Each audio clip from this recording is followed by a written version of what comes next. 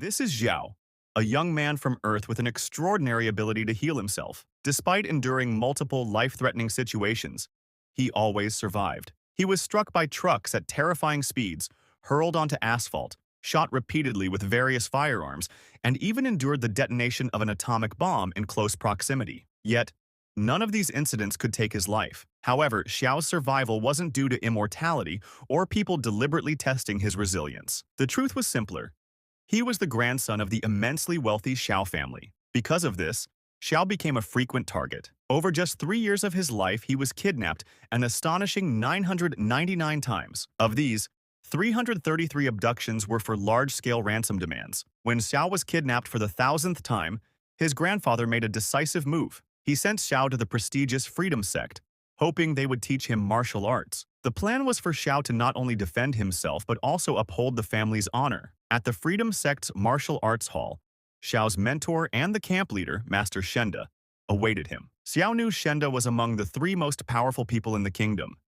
The master didn't accept Xiao as his student out of personal desire, but as a way to repay a debt to the Xiao family, who had once helped him during his youth. Unlike his mentor's siblings, Xiao was far from being a warrior. He appeared frail and untalented in comparison. Shenda's sister, Bai Chuang, was the daughter of one of the 10 most prominent families in the kingdom, the Bai family. Bai Chuang was said to have become a fourth-rank martial artist by the age of 15, earning her the title Fairy of Freedom for her extraordinary talent. Standing behind her was Xiao's senior fellow disciple, Yan Ning. Although Yan Ning seemed plain in appearance, his cultivation skills were second only to Bai Chuang's. Xiao couldn't comprehend how he had ended up in such a place. He knew he had no martial arts talent and was only there because of his family's influence. While Xiao was lost in thought, Master Shenda began explaining martial arts. Shenda revealed that every living being and the objects around them possess a spirit. To practice martial arts, one must absorb qi into their body.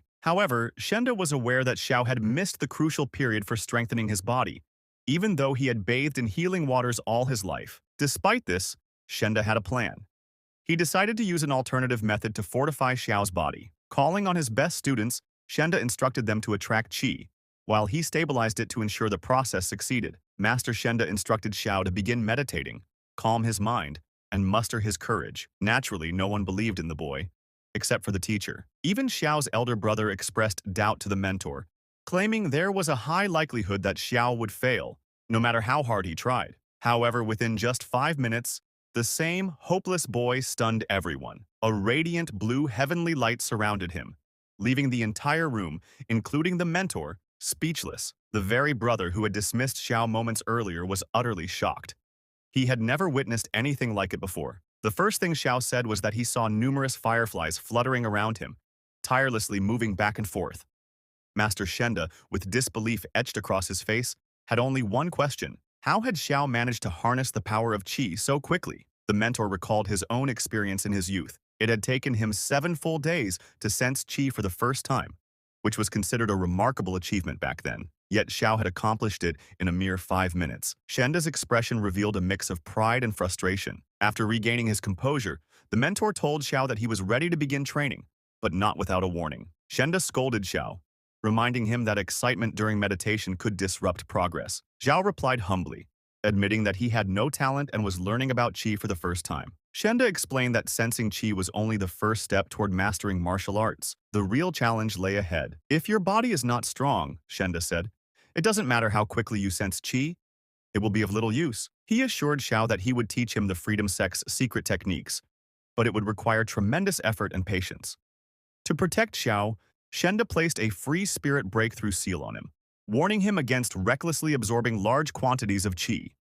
His body was still too weak to handle an excess of energy, which could cause significant harm. Curious, Xiao asked how long it would take him to become a martial arts master. After a brief moment of thought, Shenda replied, at least 1 year. However, Xiao's brother and sister suggested he should try hardening his body and meridians within a month, as they had done when they first started their training. Irritated by their expectations, Xiao declared that he would need to double his efforts to keep up with them and avoid falling behind. Shenda, visibly concerned, warned Xiao again to avoid exceeding the limits of his body and mind while absorbing qi. He stressed that Xiao must train gradually and within his capabilities. Before Shenda could finish his lecture, Xiao had already plunged back into meditation, attempting to absorb qi once more. This time, not only Shenda, but also Xiao's brother and sister were astonished. They expected him to give up after a few minutes, but over an hour passed, and Xiao had only exhaled once, continuing to gather qi with unwavering focus. Master Shenda was pleasantly surprised. He had not expected Xiao's qi to make even 2 revolutions, yet it had already completed the 8th, and it seemed there was still no limit in sight. Could Xiao truly possess exceptional talent in martial arts? Shenda, who had initially thought Xiao was mediocre, began to see immense potential in him. For a fleeting moment, Shenda even wondered if this boy might one day surpass him. Before they could finish the training, an old envoy burst into the hall, shouting in alarm. "Chaos has erupted in the north," he cried. He informed Shenda that the authorities were requesting his immediate intervention to personally take command and quell the unrest in the northern regions. Fury surged through Shenda as he processed the news. His jaw clenched, and his eyes reddened with anger. "Did the D Empire dare to invade our lands?" he growled, hastily preparing to leave. Before departing, Shenda gave instructions to Xiao's sister and brother. He told them to guide Xiao diligently in his training and to take proper care of him. "His foundation is still fragile," Shenda said. "He must not rush his progress." Then, he leaned closer to Xiao's elder sister and whispered for her to watch over Xiao carefully, ensuring that he did not become arrogant. The elder brother, puzzled by Shenda's cryptic warning, kept pestering his sister about what the mentor had meant. Realizing that their task was to protect and support Xiao, the brother decided to approach him. He intended to hug Xiao as a show of support. But when he reached Xiao, he found him still deeply immersed in meditation. By this point, Xiao's qi had already completed its 15th revolution, an achievement that was beyond imagination. What kind of talent does he have? The elder brother thought in amazement. He returned to his sister and asked how many revolutions she had achieved the first time she absorbed qi. However, she didn't respond. She, too, had begun her own meditation training. Frustrated and restless, the elder brother wandered between his younger brother and his older sister, repeatedly asking how much longer Xiao would continue gathering qi. "Will this ever end?" he muttered to himself. Night fell, and more than 12 hours passed as Xiao remained in meditation. His qi continued to grow stronger. The elder brother, increasingly indignant, could no longer contain his frustration. "The teacher is so unfair," he shouted. "He left us behind like nannies to watch over our younger brother." By this time, Xiao's qi had completed its 35th revolution, a feat that was utterly unbelievable. Suddenly, the elder sister appeared out of nowhere and pressed a sword to her brother's throat, silencing his complaints. "Be quiet," she said sternly. "Your younger brother is waking up." Xiao opened his eyes, and in his palms burned blue flames, a sign that he had unlocked the power of a true martial artist. Before Xiao could fully wake up, his elder brother rushed toward him like a speeding locomotive, bombarding him with questions. "Are you in pain? Does it hurt?" he asked, clearly concerned. After all, Xiao's qi had completed 35 revolutions during his very first training session, a remarkable feat. Despite experiencing incredible pain, Xiao reassured his brother with a calm response. "If it hurts, it's just a little," he said. His brother nodded firmly. "If you want to become the strongest and most invincible martial artist, you'll need to harden your body to withstand 100 revolutions of qi. Since you're far from that goal, you'll have to keep training relentlessly." Xiao silently agreed with his brother's words. He knew his physique still lagged far behind that of his elder sister and brother. Out of nowhere, Xiao's sister appeared, her sword brimming with qi energy. She suggested the brothers take a break from training and go for a walk, as it was already late. Xiao didn't expect that going for a walk would mean flying on his sister's magic sword, which he controlled effortlessly. As they soared through the sky at breathtaking speed, Xiao thought this might be his last journey. The velocity pressed his eyes and cheeks so hard against his skull that he could barely speak. "This kind of opportunity doesn't come often," his sister said with a smirk. She decided to take her younger brother on a thrilling tour of the Freedom Sect, showcasing its vast expanse and unique landmarks. As they flew over fields glistening under the moonlight, the elder brother explained, pointing toward plants shimmering with a white glow. He added, "Those leaves belong to the shining bamboo." They sped past a massive building at lightning speed. "That's the Court of Justice," the elder brother continued. "It judges thieves and sentences them to life in prison if necessary." He couldn't resist teasing Xiao by mentioning, "By the way, the evil elder Guo Yuan has a stunning daughter, and I really like her." As their flight took them over the towering mountains surrounding the sect, the elder brother warned, "These mountains are home to spirit beasts and are perilous for anyone unprepared." They're the only natural barrier protecting the Freedom Sect. Of course, he couldn't help but boast. This mountain range is a treasure trove for training, and I spend a lot of time here honing my martial arts. After the exhilarating excursion, the siblings finally brought Xiao back to his resting quarters. Before leaving, they expressed their excitement about resuming training with him the following day. The next morning, a terrifying scream echoed from Xiao's house, startling even the bravest birds perched nearby.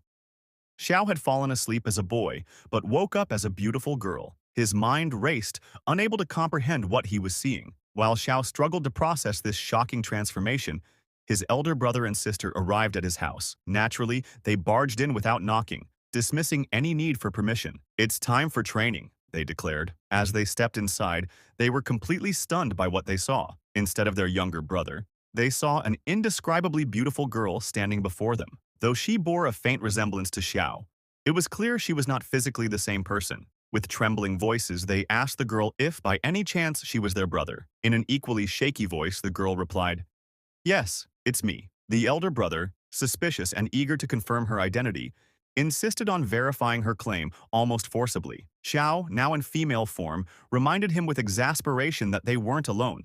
His elder sister was also present, and she would not tolerate such behavior. Before the elder brother could even turn around, he received a swift slap across his left cheek from their sister. With the situation somewhat under control, Xiao stepped out from behind the curtain and explained what had happened. He recounted how he had gone to sleep in his usual male body, only to wake up as a woman, with no clue how or why the transformation occurred. The elder brother, now in hysterics, began bombarding Xiao with questions. "What book were you reading last night? Was it some kind of magical literature that caused this transformation?" The elder sister, remaining calm, dismissed her brother's wild speculation. "There's no need to panic," she said. "This happened because too much chi is concentrated in Xiu's body. His form has temporarily shifted to a female shell. Once the excess chi dissipates, everything should return to normal." Both brothers found this explanation reasonable, and Xiao, though still uneasy, agreed with the plan to release the surplus chi. The elder brother immediately proposed a sparring session to help expel the energy. They headed to the training ring, bringing along their chosen weapons. The younger brother, or rather younger sister, armed herself with modern weapons, machine guns, rifles, and even a grenade launcher. Meanwhile, the elder brother stuck to traditional weapons, spears, swords, and blades. He dismissed Xiao's choice of modern weaponry, declaring, "A blade has no eyes and it spares no one. That's why it's the superior weapon." Xiao rolled her eyes. "You're ridiculous. You're underestimating the power of technology. My weapons are unmatched." To their sister, the entire scene resembled a pointless cockfight. For the first 10 minutes in the ring, the brothers did nothing but argue over whose weapons were superior. Growing increasingly frustrated, she finally snapped, "You've been bickering for over an hour about whose weapon is the best, but you haven't even started fighting. Either start sparring or face the consequences." Not wanting to risk their sister's wrath, the brothers reluctantly stopped arguing and began their sparring match. The older brother, confident in his superior experience in sparring, smirked and invited his younger brother to make the first move. "Especially now that you're a girl," he added, with a mocking grin. The younger brother accepted the offer with a calm demeanor, though inside he was delighted. He knew his older brother underestimated him and wouldn't see what was coming. After all the rigorous training he had undergone, there was no way he would simply hand victory to this turkey. His thoughts were clear. "I won't hold back, not even a little." The older brother, noticing his sibling's unexpected calmness, felt a twinge of unease. Could his younger brother have some hidden tricks up his sleeve? Impossible, he thought. 3 months earlier, the younger brother had begun delving deeply into martial arts books and scrolls, studying chi and seals to develop his own unique techniques. For this sparring session, he chose to use the Art of Fire Fury, a powerful chi-based attack designed to take his opponent down in a single blow. However, when he tried to execute the technique, something went awry. His body didn't respond as he expected, and the knowledge he had acquired felt disconnected from this world. While he struggled to make sense of his failure, his older brother seized the opportunity. Grabbing his younger brother by the head, he sneered, "You don't even need this head of yours if you're going to scare me like that." The older brother then hoisted him up by the armpits and began spanking him in mock punishment. "This is for trying to use fire magic with chai," he declared, "and for not shooting me with one of those fancy cannons strapped to your back." For several minutes, the older brother continued his playful discipline, trying to assert his dominance. Just as he thought he had the match in the bag, the younger brother reopened his chi flow. The sudden surge of energy left his older brother completely dumbfounded. In a flash, the younger brother unleashed a powerful blow, knocking his older sibling clean off the battlefield. The older brother was sent flying like a tennis ball, propelled with such force and speed that even their elder sister began to worry about his condition. As the dust settled, the younger brother stood victorious, grinning not just from the win, but also from the realization that he had reverted to his male form. He approached his brother to check if he was okay. "Are you hurt?" he asked. The older brother, dusting himself off, smiled. "Not a single scratch. I'm great. Actually, I'm glad I could help you release all that chi and turn back into a boy." The next day, their elder sister Bao led the brothers to the foot of a mountain by a waterfall. She instructed the older brother to teach the younger one how to properly gather chi. Without hesitation, the older brother focused his energy. In an instant, pure chi energy began swirling effortlessly in his palms. With a fluid motion, he released the remaining energy into the waterfall. Turning to his younger brother, he said smugly, "That's how you gather chi. I hope you paid attention because I'm not repeating it. It's as easy as peeling fruit." While the older brother kept boasting about how easy and simple chi gathering was, Zhao felt a pang of guilt. In truth, he hadn't paid close attention to the demonstration. But not wanting to seem incompetent, he assured his brother that he understood everything and could replicate the technique. When Zhao began his own attempt at gathering chi, the results were far from successful. Seeing his struggle, Bao stepped in and asked, "How many revolutions did your chi make yesterday?" She suspected the number was much higher than the 35 revolutions that had been initially counted. Zhao hesitated for a moment before answering honestly, 115 revolutions. Bao's suspicions were confirmed, and the elder brother Ying nearly lost his mind. "What?" he exclaimed. "I've been prancing around, acting like a fool, thinking it was only 35 revolutions, and it was 115 degrees?" Although flustered, Ying composed himself and suggested they move on to the next stage of training, strengthening the meridians. "When the spiritual energy of earth and sky enters your body," he explained, "it first gathers in the dantian. From there, it flows outward through the semi-lunar meridian. If you want to defy fate, carve your own path and do as you please, you must strengthen your meridians. Weak meridians can't handle too much chi. They'll rupture and recovery will be nearly impossible. In that case, fate will rule over you." Ying's explanation was interrupted by the sudden arrival of Elder Guoyuan. The group turned toward the gazebo where the stern elder stood. Bao quickly bowed in respect. "Elder Guoyuan," she said, "what brings you to such a distant spot near the waterfall? Shouldn't you be at the courthouse?" The elder fixed his gaze on Ying. "I've come to speak with your brother," he said. "The rest of you, carry on with your training." The air grew tense as the others moved a few steps away to give them privacy. "Do you know the crime you've committed, Ying?" Elder Guoyuan asked gravely. Ying immediately understood. The elder must have overheard his passing remarks about Guoyuan's daughter when they flew over the courthouse. Knowing there was no escape, Ying admitted his guilt without hesitation. "I accept any punishment you see fit, Elder," he said. "I'll carve the sex rules on the rock 100 times if that's what you wish, or if necessary, 500 times before sunset." Feigning humility, Ying tried to slip in a request to stay nearby to train his brother. But the elder was having none of it. "Your punishment is non-negotiable," Guoyuan said firmly, sending Ying off to serve his sentence. Meanwhile, Jiao, still in Qi meditation, was unaware of the drama. Elder Guoyuan glanced over the mountain of complaints he had received about Ying's antics from the entire sect. "How does this scoundrel have the time to flirt with girls while training?" the elder thought, baffled. When Jiao finished meditating, he was startled to find Elder Guoyuan standing before him. For a moment, Jiao thought the elder had come to reprimand him too. Instead, the elder asked, "Have you completed today's training?" Jiao nodded but admitted, "I've finished it, but something feels off. Everything about the practice seems too simple." Hearing Jiao's reply, Elder Guoyuan was reminded of his own grueling training days. "Today's youth are too impatient," he muttered. "When I was growing up, I didn't have a single moment to waste on anything but training." Deciding the boy needed a lesson in humility, the elder warned, "Ambition without care leads to disaster. You must approach your practice cautiously, or the consequences will be unbearable." Jiao, however, stood firm. "I've already tempered all 12 meridians," he said confidently. Elder Guoyuan froze for a moment. His eyes narrowed as disbelief spread across his face. "Tempering all 12 meridians in just 3 hours? Impossible," he asked Jiao again. "Are you lying to me, boy?" Jiao gave the same answer as before, his calm demeanor unwavering. This only fueled the elder's frustration. "I'll see for myself whether you're speaking the truth. If you're lying, you won't escape punishment." With that, Elder Guoyuan summoned Ban. the fabled tiger spirit depicted at the entrance of every prison on the continent. This mystical creature had the power to peer into the minds of those it confronted and assess their inner strength. The tiger emerged, shimmering with a radiant, otherworldly glow, and gazed intently at Jiao. Through the tiger's vision, the elder saw the truth. All 12 of Jiao's meridians were indeed tempered. However, he also noticed faint traces of past damage from the process, now fully healed.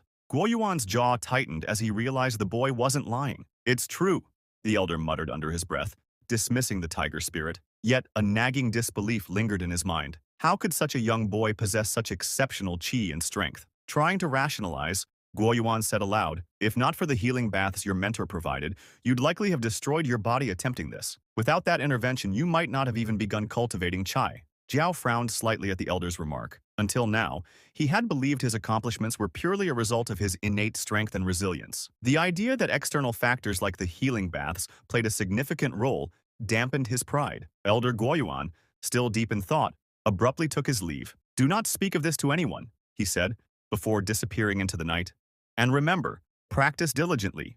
Your talent must not go to waste." Left alone, Jiao decided it was time to return home. As he walked, his thoughts drifted to his grandfather, whom he hadn't seen in quite some time. Memories of his grandfather's worry resurfaced, especially the harrowing day when Jiao's sister had been kidnapped by bandits. Lost in thought, Jiao suddenly noticed a silhouette lurking in the shadows of a tree. Tensing, he called out, "Who's there?" His heart raced as he prepared for a potential confrontation.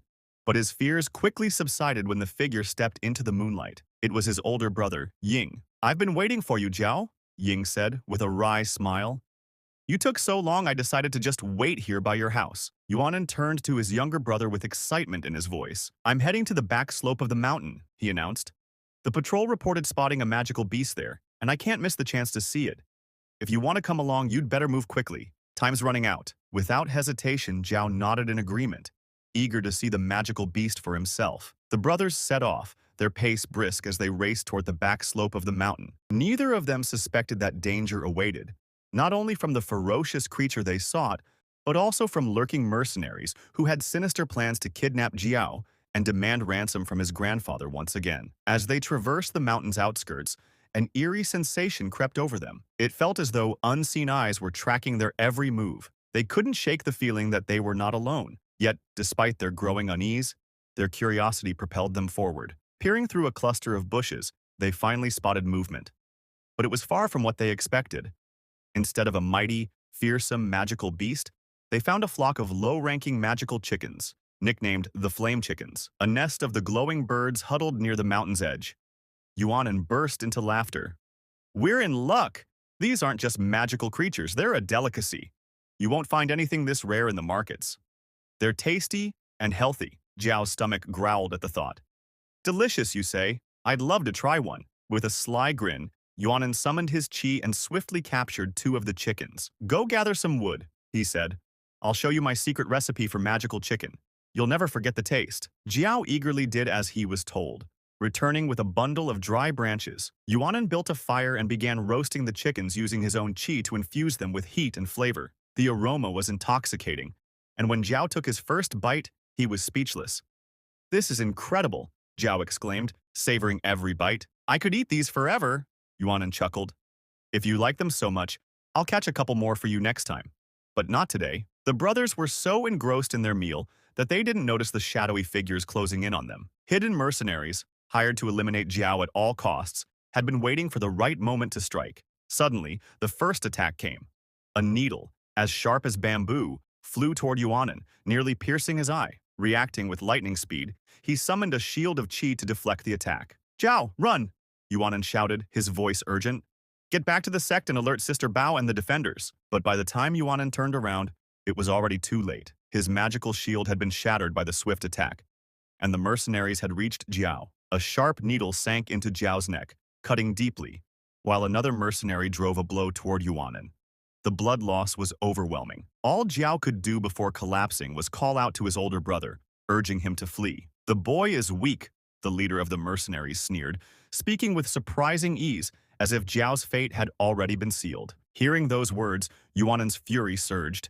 He formed a sword from his qi energy, his determination unwavering. "Now you'll meet your end," he growled, charging at the leader with fierce intensity. The leader's confidence wavered as Yuanan closed the distance with astonishing speed, a force that demanded respect. But the leader was not alone. As Yuanan struck, a figure emerged behind him. A silent ninja who swiftly drove a dagger into Yuanan's back. Blow after blow, the ninja wore him down, exhausting Yuanan's strength. But even in his weakened state, Yuanan managed to block one final strike, thinking he might turn the tide of the battle. Yet just as he tried to regain his footing, another figure emerged from a crack in the earth. Another masked ninja.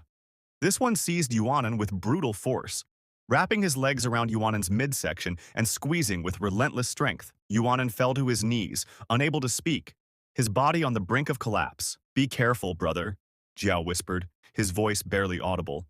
"These aren't ordinary assassins," and Jiao was right. Though Yuanan fought valiantly against two mercenaries, his struggles only seemed to fuel their relentless attacks. A third ninja, clad in a mask with strange, glowing red auras in place of eyes, appeared behind him. The ninja delivered a crushing blow. The realization struck Yuanan like a blade. The mercenaries weren't here just to defeat him. They had come for Jiao. But despite the odds stacked against him, Yuanan refused to let them succeed. But unfortunately, in that moment, Yuanan's vigilance and sensitivity failed him. The bandit leader unleashed an immobilization spell, rendering him temporarily powerless to counterattack. With merciless precision, the leader delivered a crushing blow, the force of which shattered the ground beneath Yuanan. Even as Yuanan lay motionless on the ground, the leader continued to assault him with relentless speed, driving his final, devastating blow. The ground trembled beneath him, and none of the attackers could comprehend how a boy, battered and bloodied, could still move. To their shock, Yuanan didn't merely move. He stood. The sight left the bandit leader trembling with fear and confusion. How is this possible? The leader thought, his confidence wavering. After all those blows, how can he still rise? But Yuanan wasn't finished. Driven by sheer willpower, he lunged forward once more, his body aching and his strength nearly spent. However, the ninja boss swiftly countered with a devastating strike, his words cold and dismissive. "You can't break stone with an egg. Stand down," he said. That blow shattered what little resolve Yuanan had left. His body, already pushed beyond its limits, gave out. He collapsed to his knees, unable to muster any more strength. The bandit leader, seeing his opening, gave the command to finish off Jiao. With the elder brother unconscious and unable to resist, the ninjas surged forward to carry out the boss's orders. The sight of Yuanan's collapse was like a reflection of his past, a memory etched into his mind. Why here? Why now? Yuanan couldn't understand why, for the second time, he had failed to protect someone close to him. 10 years ago, in the kingdom of Zulongan, Yuanan had been just 7 years old. In a moment of youthful defiance, he told his father he didn't want to pursue the family's traditional martial arts.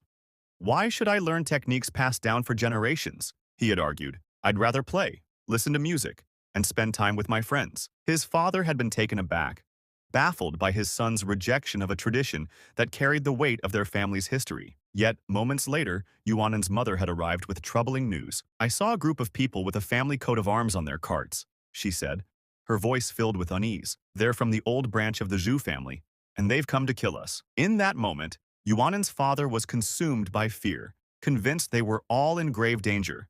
His wife urged them to hide, to protect themselves from the threat that loomed. But unfortunately, the man could not act in time.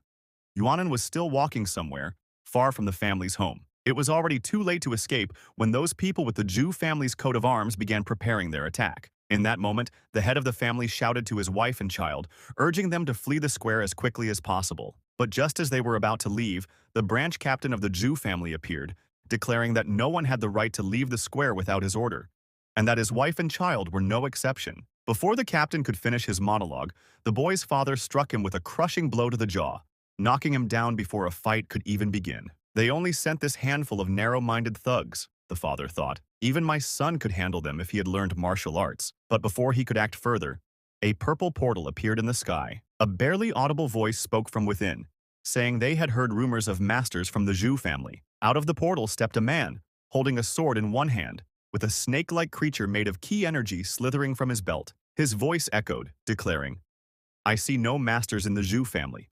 I see nothing at all." The father, furious, demanded to know who this stranger was and why he was interfering. The man from the portal sneered, "I don't interfere in family matters. I've only come to teach this disobedient little dog a lesson." Without further words, he delivered a devastating blow to the square, splitting the ground before it even struck. Luan's recklessness and disobedience had cost his family everything. As the spirit of the sword tightened its grip on his father, about to kill him, it spotted the boy. It decided to let the father witness his son's death before it consumed his soul. The spirit of the sword pursued Yuanan, shouting that it would take his body and leave the human world forever, consuming his soul in the process. The father couldn't stand by and watch. Desperation overwhelmed him, and he resorted to a forbidden dark technique to seal the spirit of the sword within his son, merging their fates. The spirit had been sure the father wouldn't use such a dark magic against his own son, yet the father replied, "Compared to losing my loved ones, everything you've done means nothing." With that, he struck down the two ninjas before him, their faces frozen in disbelief. They thought it impossible. Just moments ago, this man had been lying unconscious. How could he stand, let alone deliver such powerful blows? The bandits had mistaken the wrong man, the one who had been struck over and over again, only for him to get up and rise again. This time, they sensed a much more serious threat, as a powerful surge of ki energy radiated from the boy. He didn't want to summon the spirit of the sword, knowing full well the fate that had befallen his parents. But these vile ninjas had forced his hand. They needed to understand they had made a grave mistake. As soon as he summoned the spirit of the sword, he acted swiftly, aiming to secure his superiority from the very first moments. The mercenaries immediately realized that this boy was no ordinary opponent. They had never felt such immense pressure from anyone before. Fear took over, and they knew they couldn't stay. If they did, death would be certain. They fled, leaving behind their mission. The boy chased after them, but his priority was the leader. With precision and a surge of determination, he threw his sword, aiming to end the leader once and for all. To his disappointment, he missed. At that very moment, one of the ninjas, silent and faceless, emerged from hiding. As the boy pursued the leader, the ninja pierced his younger brother's heart with a sharp needle. In a flash, Yuanan was at his younger brother's side. His heart raced as he feared the worst, but to his surprise, Xiao was still holding on, clinging to life by a thin thread. The younger brother explained that everything had felt like a fog, as though he was already dead. Then, suddenly, the fog lifted, and he saw his older brother fighting off the mercenaries. Realizing they were no longer in immediate danger, they decided to deal with the last remaining ninja. However, before they could act, the same faceless ninja appeared again, one who should have been dead from the elder brother's earlier attack. The elder couldn't believe his eyes. It was as if the ninja had somehow risen again. The faceless warrior moved toward his partner, aiming to assist in destroying the brothers. But the titan of a man was no longer patient. With a single devastating slam of his palm to the ground, he obliterated the ninja warrior, leveling him into the earth. The titan roared, his voice echoing across the entire freedom sect, declaring that no one dared harm his amazing, beautiful body. He vowed vengeance, promising to make them pay with their lives, and nothing would stop him. His thunderous roar resonated throughout the sect, leaving everyone on edge. A second after his cry, Sister Bao appeared. She asked the monster if he truly believed there was no one in the freedom sect and no one to stand up for her brothers. "You're too huge and stupid," she told him, that he would be captured and punished, since no one could harm her brothers with just one movement of her hand. She created a whirlwind of leaves around the goon to disorient and immobilize him. Afterward, with a single blow, she cut the huge monster in half with her magic sword, accomplishing what initially seemed impossible. In the minds of the brothers, there was only one thought: how beautiful their sister was. They didn't doubt for a second that she could handle such a giant with just one swing of her sword. Immediately after killing the last mercenary, two people who had not previously known them ran up to the brothers asked them unanimously who they were. To this, they replied that they were patrol disciples of the Mountain of Magical Beasts and even showed their badge. Afterward, they immediately placed magic handcuffs of fire on the guys and told them they were suspected of violating the rules of the sect and would be taken to court for further proceedings. The older brother vehemently disagreed with the patrol and argued that they were good guys, claiming their arrest must have been a mistake. To this, the patrolman replied that if the brothers had anything to say, they should speak with Elder Xian. While the older brother dealt with the patrol, Sister Ba approached the younger brother and asked how he was feeling. He responded that everything was fine, thanks to Lanan. She was glad everything was okay, but told her brother they shouldn't take such risks again. At that very moment, Lanan turned to his younger brother and Sister Bai, whispering that they were mistaken about everything being fine. Blood poured from his mouth and nose, and he fell to the ground with a roar, near death. The brother asked his sister to bow down before him, so that she could hear his last dying words, ones he had wanted to say for years since meeting her. After his sister bent over him, He whispered that he had been in love with her for several years and couldn't imagine his worthless life without her. The sister didn't appreciate this method of making such a confession during a time of crisis. She struck him with such force that he would never dare to say such a thing to her again. Of course, the elder brother wasn't dying.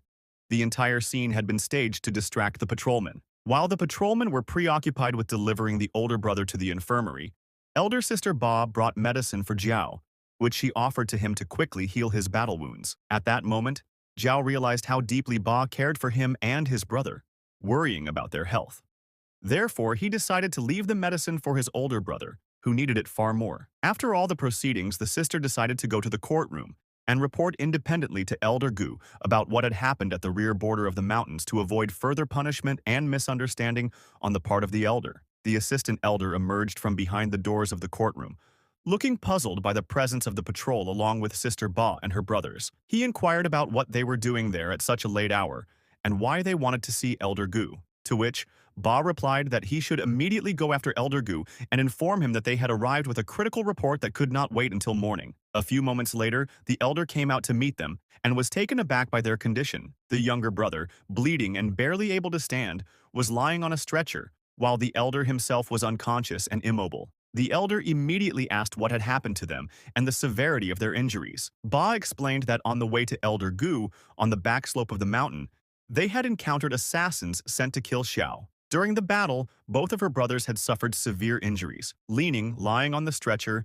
added to his sister's story, stating that Jiao had worsened his condition by protecting him from a sneak attack by ninjas during the fight. The elder became furious after hearing this. He had ordered his elder brother to carve the sect's rules into the rock, but instead, they had disobeyed him and gotten into trouble. After everything had been explained, Elder Gu removed the shackles from the brothers' hands and instructed his assistant to disband the patrol since their services were no longer required. Gu decided to tend to the boys himself, using the moment to ask them what had truly happened and why they had gone to the back slope of the mountain at such a late hour. Leaning began explaining that he and his younger brother had gone to the backside of the mountain to carry out a minor errand. Elder Gu was confused, as he hadn't even been aware that the brothers were so diligently carrying out unknown tasks, especially at night. Before he could fully process this, his granddaughter, Kerr, entered the room. She approached the older brother, lamenting that he wasn't a master of martial arts, but a master of creating problems. What smart person takes an inexperienced martial arts master on a mission? She asked. Xiao, confused, asked who she was and why she was speaking so about his brother. Liaoning replied that she was Elder Gu's granddaughter, the one he had previously mentioned to Jiao. At just 14, she had reached the level of a martial artist, becoming another remarkable figure after Sister Bao. Of course, she's also so crazy and unbalanced that you'd better not mess with her, said the elder brother, finishing his story about Chinner. At that moment, Cher, looking at his younger brother from all sides, said that she couldn't understand what the head and master of martial arts saw in him, because all she saw was a weak student who wouldn't even be able to pass the selection process in the first place. The secret kingdom will soon open, she continued, raising her voice. You don't have to look far to see how weak this boy is. With each word, her tone grew louder and more forceful. She insisted that the secret kingdom was a matter of special importance, and he must not disgrace the head by carrying out this mission. At that very moment, Elder Gu decided to interrupt his granddaughter, telling her that she was misbehaving again and needed to calm down. Even if she wanted to warn the young warrior, Elder Gu couldn't help but dwell on the incident. He wondered how the mercenaries had managed to cross into the village territory via the mountain and dared to attack his students. He couldn't fathom who in the world would dare to kill his students and decided that he would not let this matter sit unresolved on his desk. He resolved to investigate it thoroughly. Afterward, he decided to send elder sister Ba, along with his granddaughter, to search for Elder Jiao, who lived in the medical valley, so he could prepare healing potions for the brothers. He also asked Ba to seek medicine for his granddaughter, Chinner. Having gathered their things and taken weapons with them in case of danger, the girls set off for the medical valley to find Elder Jiao. Meanwhile, in the Supreme Court building, a meeting of the village's senior heads took place to discuss what had happened, aiming to understand how to prevent such incidents in the future. Senior Elder Sao Tunghai was deeply concerned and asked the other elders if they could investigate what had happened to the disciples. The first to respond was Second Elder Yun Jing, who, in turn, said that unfortunately, no evidence had been found regarding those 5 murderers.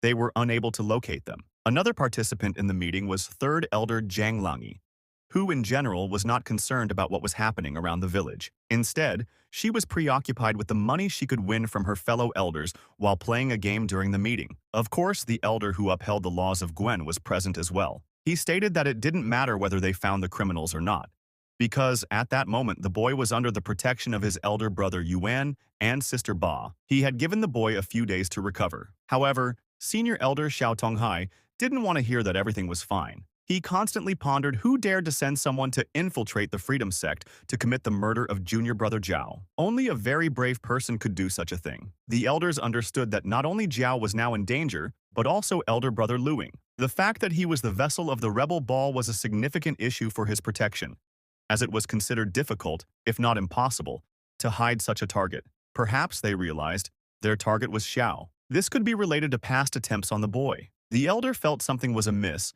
but couldn't comprehend that perhaps this boy was the carrier of one of the 8 sacred bodies, which could reasonably explain his rapid healing. Of course, the senior elder didn't like this assertion from Elder Gu. He told his brothers and sister that such a sacred body couldn't simply appear on the road. That was why the incident must be investigated to the end. At that very moment, shouting, "Bearded men, give us money!"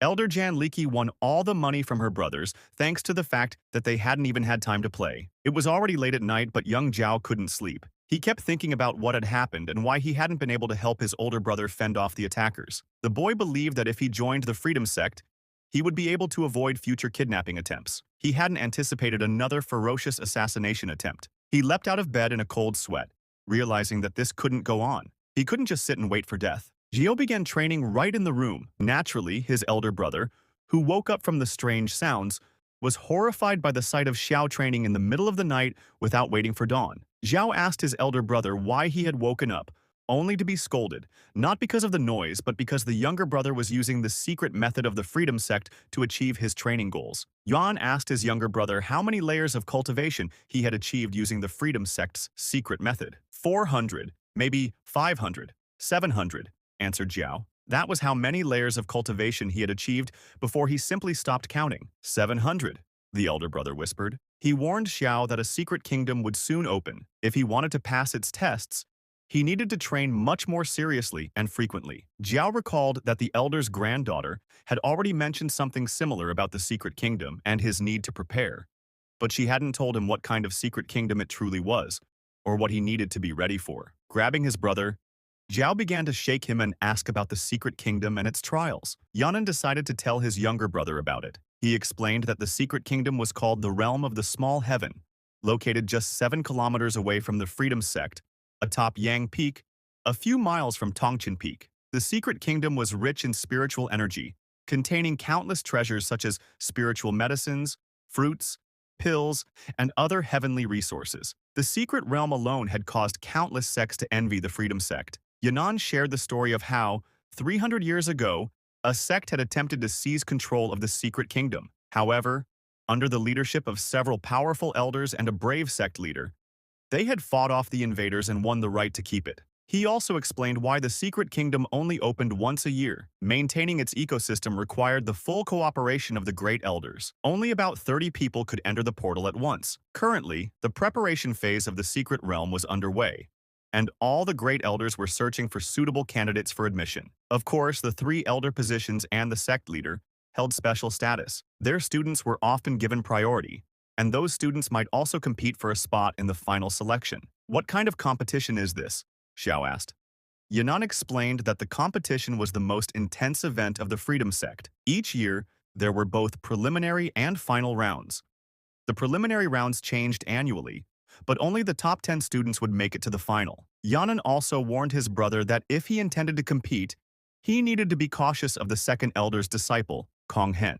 His student, despite holding the status of a personal disciple, still participated in the qualifying rounds each year. His name was Ilshu, the lunar disciple of great elder Xiao. Before Yanan could finish his story, a girl's voice was heard from behind the door. When Xiao opened it, he saw Elder Gu's granddaughter, Chinger, standing before him. She asked her younger brother if Yanan was with him, to which she received a negative answer. Chinger spoke with sorrow in her voice, saying that she was looking for him for a reason. Her grandfather had sent her to negotiate with her older brother for a place in the final competition that year. Chinger knew her older brother was in the house, and that the younger brother was deceiving her. Anger flashed across her face as she declared she could not forgive their deception and that they would be waiting for them the next day with her brother at the training platform. She slammed the door and left, looking forward to the following day.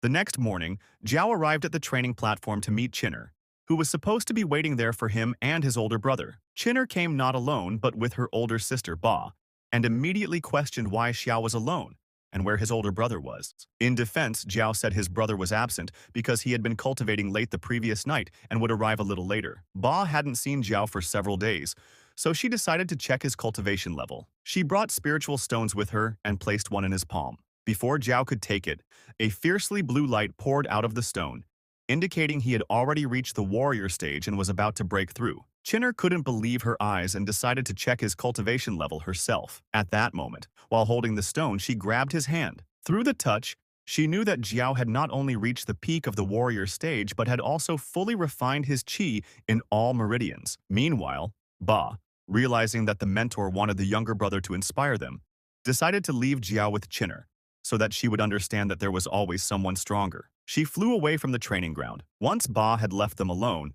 Chinner didn't wait for her elder brother to appear, but decided to test Zhao herself. Her first task for him was to bring her spiritual fruits, giving him half an hour to complete it. Although she knew it would take at least an hour, Zhao remembered a skill called Dragon Step, which his elder brother had taught him. A rank 2 skill, it transformed a warrior into a flying dragon, allowing incredible speed. Exactly 25 minutes later, Zhao delivered the spiritual fruit to Chinner, completing her first task. Chinner realized that the boy had cheated or taken a shortcut, as this task could not be completed so quickly. In a furious state, with an expression resembling her grandfather's displeased face, she gave Zhao another task, this time to bring back twice as much food. Seeing her angry, Zhao rushed to gather food for his younger sister, as it felt to him like it was not Chinner speaking, but some ancestor who had taken her place. To complete this task, the boy could only accelerate further, reaching a new level of Dragon Step. This time, Zhao managed to complete the task in 29 minutes. However, upon returning to Chinner, he saw her lying on the ground, writhing in pain. Confused and concerned, he asked his sister what had happened. Was it his fruit that caused this? Zhao wanted to help, but not knowing what was wrong, he decided to delve into her mind to uncover the truth. Once inside his sister's mind, Zhao saw a dark force he had never encountered before, something he could not comprehend or control. For a brief moment, Chinner regained consciousness and told her brother that it was poisonous fire that had taken hold of her, and if he didn't bring the medicine that Elder Ba had, she would destroy everything in the area. Understanding the danger, Zhao realized there was no time to retrieve the medicine from Elder Ba, who was far away on the back slope of the mountain. The only option left, he believed, was to use his qi power to extract the poisonous fire from Chinner and absorb it himself. Despite his sister's desperate protests, Zhao, no longer afraid of death, grabbed her hand to prevent her from harming him while she was consumed by the fire, asking her to calm her mind and focus on something good as he absorbed the fire. Within moments, the poisonous fire began leaving Chinner's body at incredible speed, transferring to Zhao. A few minutes later, Chinner came to her senses, feeling light and relieved, free from the torment of the poisonous fire that had plagued her life. However, as they say, everything must come at a price. Now, Zhao was consumed by the same poisonous fire. Chinner didn't know what to do. She had spent her life trying to overcome this fire, but after 5 minutes of calling out to her brother, she realized he no longer responded. At that very moment, Xiao was deep within his mind, consumed by the poisonous fire. The only thing he didn't understand was why he wasn't seeing his own memories or visions, but rather the memories of his younger sister Chinner. He immediately realized he was inside his sister's inner world, but couldn't fathom why he was there or what to do about it. Just as Zhao was lost within Chinner's mind, a massive, fiery, rusty dragon suddenly materialized from nowhere. It introduced itself as the essence of the very poisonous fire that had consumed Xiao, while saving his sister from death. In that moment, Zhao understood that he needed to escape the inner world, or the essence of the poisonous fire would take control of his mind. To his surprise, the dark dragon welcomed him.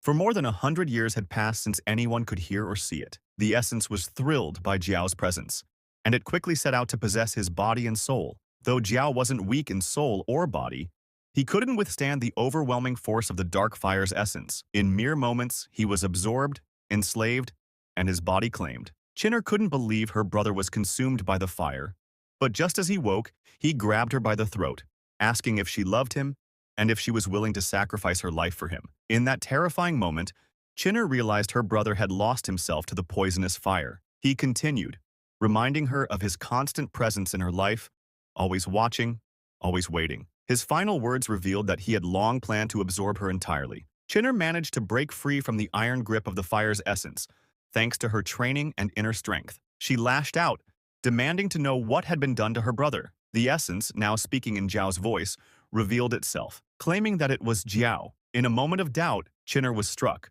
losing the upper hand to the poisonous fire. The essence, now fully aware of Chinner's love for her brother, declared itself the master of Zhao's body and soul. It vowed to control him as long as it pleased, knowing that the elder sisters, Ba and Chinner, would not dare to act against him, for Zhao was their weak point. Just as all hope seemed lost, Elder Ba appeared, bringing with her the strength to confront the poisonous fire. The demon, however, welcomed her arrival, confident in their reluctance to risk their brother's life. "Little people? Such little people," he wailed, his voice trembling with fury. He turned to elder sister Bao, his grin widening. "Use all your strength, all your sword skills, taste the blood again. It's a taste long forgotten, but more than anything, it reminds us what it means to be alive, not trapped in someone else's mind." Taking Chinner's chin roughly, he answered her earlier question with that same grin, his eyes gleaming with malicious satisfaction. "Your brother is already dead because of you. You allowed him to absorb the poisonous fire." Chinner's heart sank, the weight of his words crashing down on her. She could never forgive herself for what had happened, but she would not let this demon tear her brother to pieces. Gathering every ounce of strength, she summoned a rank 2 soul spiritual beast. With a fierce roar, she struck the demon with everything she had, intending to show him that his poisonous fire was nothing compared to the fire that burned within her soul. The demon laughed, meeting her strike with a deadly counterattack fueled by the power of the poisonous fire. The battle raged, and despite Chinner's determination, she lacked the strength to match him. The collision sent her flying backward, her body crashing against the ground with a force that left her weakened and broken. Meanwhile, high above, elder brother Yunnan flew swiftly toward the training ground, his expression dark and troubled. The sky had changed suddenly. A foul, rusty smell thickened the air. Something was very wrong. He could feel it.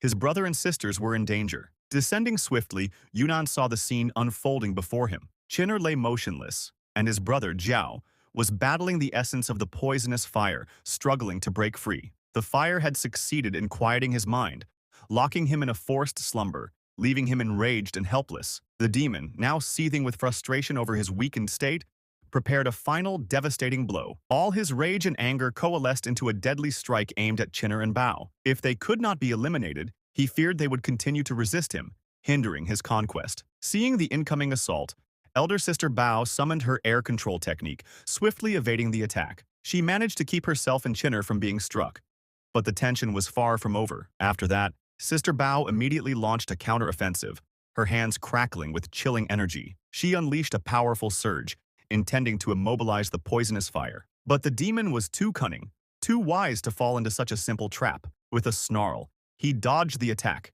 his fury reaching new heights. His hands burst into poisonous fire, his fingers morphing into dragon claws. In the blink of an eye, he was upon them, his speed unmatched, ready to deliver the fatal blow. Fortunately, just as all hope seemed lost, elder brother Luang appeared. With a wave of his sword, he forced Zhao aside, preventing him from committing a devastating act. He positioned himself between his sisters and Jiao, his voice firm and unwavering. "I never taught my brother to harm women," Luang declared, his eyes blazing.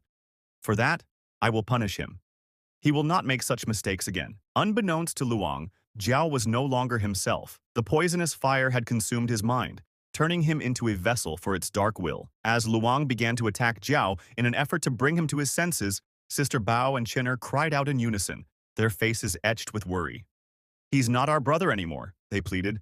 "He's possessed by the poisonous fire." Hearing their cries, Luang stopped, his attacks halting as he took a defensive stance, shielding himself with his ki aura. His thoughts raced. Could their younger brother truly be beyond saving? The poisonous fire had dealt a powerful blow, stronger than any shield or protection. Yet, even as the elder brother grappled with these doubts, he knew Sister Bao had a plan. Jiu's mind stirred once again, struggling against the oppressive hold of the poisonous fire. Seeing this flicker of hope, Bao decided to act. She didn't attack Jiao, but instead channeled her ice magic, creating chains that ensnared the poisonous fire. The dark energy struggled but couldn't escape the icy grasp.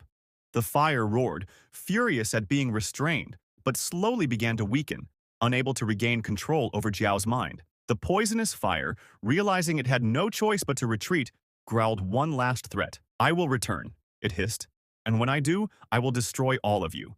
The night of the full moon will be your end." Despite its parting words, Sister Bao's plan succeeded. The chains of ice held firm, preventing the poisonous fire from regaining control. But in its fury, the fire exploded in a burst of dark energy, sending shockwaves through the surrounding area. The people of the sect watched in fear and confusion, unsure of what to do or where to turn. In their panic, they turned to the Great Elder for help. The Elder couldn't believe that the people of the sect couldn't handle a mere poisonous fire. "How are they supposed to enter the secret kingdom if they can't even manage this?" he muttered, his disappointment evident. Elder Xiao Tangai bellowed, his voice echoing through the training grounds. "Stop sitting around and waiting for someone else to help. Everyone must unite, work together, and face the consequences of the poisonous fire." At that moment, the sisters and their older brother wrestled with the same thoughts, desperately trying to figure out how to stop the poisonous fire. The full moon was fast approaching and time was running out. The elder brother paced back and forth, lost in his thoughts, while the sisters' heads began to spin in frustration. Suddenly, the younger brother returned to his senses. Hearing their discussion, he asked, "Is it true that I can bring great harm to the sect?" The others were stunned that Jiao had regained consciousness so quickly and heard their conversation. The younger sister, Chinner, immediately blamed herself, thinking if she hadn't allowed her brother to absorb the poisonous fire, he wouldn't have been taken over and caused so much trouble for their entire clan. Elder brother Luong cut off his sister, shaking his head. "Usually, when poisonous fire enters a male body, it consumes them entirely, killing the carrier unless it's removed in time. But thanks to his chi power, Zhao managed to survive. The fact that he once transformed into a female version of himself allowed him to bypass that fate." Elder sister Bao also tried to comfort Chinner, urging her not to blame herself. "We've studied poisonous fire for years," she said. "Elder Gu and I have been searching for a way to remove it. There has to be a solution." Zhao, still trying to piece things together, spoke up. "The so-called poisonous fire, it's not really fire at all. It's a kind of fruit, an ancient fruit with supernatural powers. Even a tiny amount can infect the body. Its extreme aura can excite and corrupt the energy, and in severe cases, the body can even burn out completely.